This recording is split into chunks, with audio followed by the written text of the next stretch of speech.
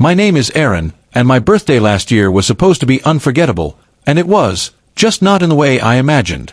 I'd been dating Mia for almost 2 years, and despite our ups and downs, I believed we were solid. She was smart, funny, and always said she wanted something serious. So when my birthday came around, I decided to make it special, not for the gifts or attention, but to celebrate what I thought we were building together. I made a reservation at the most beautiful restaurant in town, a place with soft lighting, a view of the skyline, and a jazz band that played songs about love. I even wore the navy suit Mia said made me look like someone going somewhere. I arrived 15 minutes early, excited and nervous, checking the menu and picturing her walking through the doors with that confident smile that always made me forget the world. I ordered water and waited. 15 minutes passed. Then 30. I texted her, "Hey, you on your way?" No reply. I figured maybe she was stuck in traffic or finishing something at work. Another 30 minutes went by.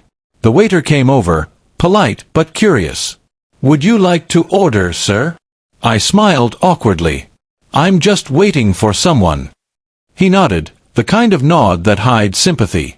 I checked my phone again. Still nothing. 1 hour turned into 2. The restaurant started filling up, couples laughing, toasts echoing around me, and I just sat there pretending everything was fine. The candle on my table flickered like it was mocking me. I tried calling. No answer. I texted again. "Are you okay? Did something happen?" Still nothing. By the time I finally stood up, the waiter gave me a look that was half pity, half respect. "Would you like your check?" he asked quietly. I nodded. When I stepped outside, the night air hit me hard. I stood there on the sidewalk, holding my phone, feeling like the punchline of a joke I didn't understand. I didn't cry, didn't shout. I just felt empty. I walked home alone, my suit jacket slung over my shoulder, birthday dinner untouched. When I got to my apartment, I saw a single text message finally appear on my phone. "Sorry, something came up. Talk later." That was it. No explanation, no apology. Just 6 words. I stared at it for a long time, then put the phone down and went to bed. The next morning, she called. "Aaron, I'm so sorry," she said quickly. "I ran into some friends from work, and things went longer than expected. I didn't think you'd mind if we rescheduled." I was silent for a moment before I asked, "You forgot my birthday, didn't you?" She hesitated. "No, I just didn't think it was a big deal." That sentence broke something inside me. "It wasn't about the dinner," I said quietly. "It was about showing up." She tried to laugh it off, but I couldn't. Something inside me had shifted, not anger, just clarity. I'd spent months giving my time, my care, my patience, and in return, I got excuses. After that day, things changed. I didn't end it right away, but I stopped chasing her attention. I stopped waiting for her to notice me. She started noticing that. A week later, she showed up at my apartment with a small cake and said, "Let's celebrate your birthday now."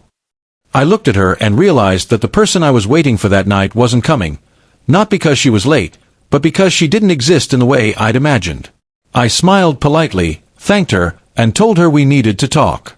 When I said it was over, she looked shocked. "You're breaking up with me? Over one mistake?" I shook my head.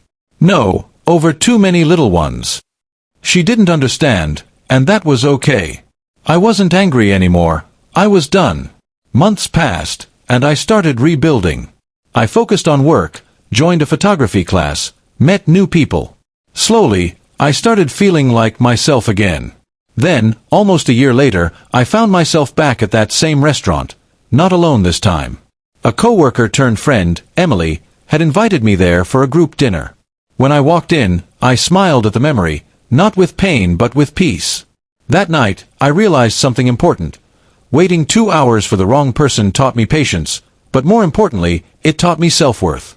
I learned that love isn't about grand gestures or fancy dinners. It's about showing up, not just physically, but emotionally. Mia texted me a few months ago out of the blue. "Happy birthday," she wrote.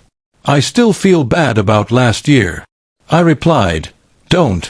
It taught me what kind of person I never want to be, and what kind of person I deserve.